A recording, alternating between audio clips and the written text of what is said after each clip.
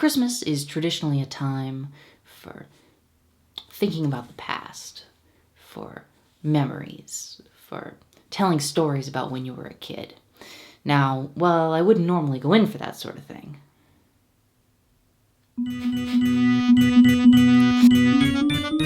We have a pine tree in the house now, an actual pine tree, sitting all on its lonesome, filling the house with this wonderful pine tree smell. Every year, I think about how strange that is. You buy a tree that was raised to die, and then you wrap it in colored paper and rope. No other holiday is that strange in my mind. But looking at it, I feel really happy. Like this is somehow the right thing to do and everything's gonna be okay. When I was a kid and we lived in Alaska all year, it would snow like Alaska. Like you'd imagine it snows in Alaska. And Dad would use his little loader to push all of the snow from the yard and the driveways into this little hill. We called it the snow pile because it was a pile of snow. I would take my little round plastic sled and throw myself down this almost vertical hill. And it was exhilarating, but after a couple of days, it would be a painful activity because at the end I would crash into ice instead of snow. Because just after it snowed, it would usually warm up just a little bit, just enough to melt the snow. And then the next day, it would always be proper freezing Alaska winter weather. And so any place that was snow would turn into ice almost overnight. And because you can't catch every little bit of snow with a little loader, our front yard would turn into ice, and it would rival a proper ice rink for slipperiness. This was a difficulty for everyone who had to drive, but for young Jacob it was actually quite fun, because if you could carve the snow pile just right, from, sheer cliff to, just a gentle slope, you could shoot across the yard, and if you had just the right amount of momentum, you could make an easy turn and go down the downhill driveway and keep going further than you normally could. When I first caught the Christmas tree smell earlier, I remembered the chill in the air and how the inside of my gloves felt, but especially smelling the pine trees as I spun uncontrollably in my little round sled. Who buys a little round sled? They marketed how it spun uncontrollably as a feature.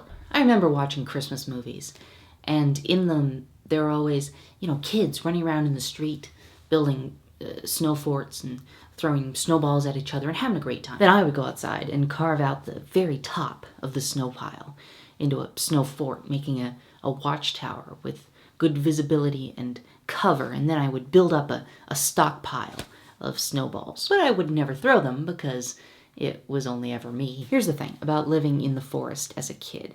It's possible to have friends, and it's possible that they'll come over to your house, but if you want to play in the snow with those friends, it requires a lot of prep work. It wasn't like in the movies where everyone lives next to each other somehow.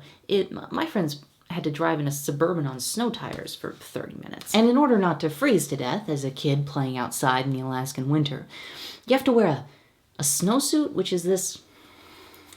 There's different kinds, but they're all basically regular clothes, but made out of plastic and stuffed 2 inches thick with this synthetic down. Very warm, but a huge pain to get into and restricts a lot of movement. Wearing one kind of makes you feel like a space-age Arctic explorer. Now, it doesn't occur to kids to bring anything, let alone a snowsuit, to the house of your friend, who you know for a fact, because he has told you multiple times, basically just sits inside the house all day making up stories for his Legos. So I would sit there in my watchtower. I was sentry against an invader that never materialized, feeling the chill in my nose and, surrounded by pine trees. My winters as a kid, kind of like a Calvin and Hobbes story, except the snow was never quite right for snowmen or sculpting because it was either powder or ice, usually powder over ice. So I would come inside and it would never occur to anyone that I had even come inside, let alone what I wanted was some hot chocolate and to sit in front of the fire. Because everyone was downstairs and couldn't hear the door, hot chocolate is hard to make in our house at central heating, but mostly because I never said anything. And now we live in the desert in the winter, and it's usually 70 degrees and sunny, and while I still sit in the house and read and make up stories, and my friends live even further away, my little sister Hannah goes out in the street and plays with all the other little kids in the neighborhood who do literally live across the street from us. And they can't make snowballs or snow forts or anything like that. They do ride their bicycles around in a circle and shout at one another. Sometimes I look out from my second story window with good visibility and cover, and I watch them having fun, playing and shouting and running back and forth. And I hope that in however many years, Hannah looks back and remembers how much fun she had. I hope she remembers the memories I don't have. Merry Christmas.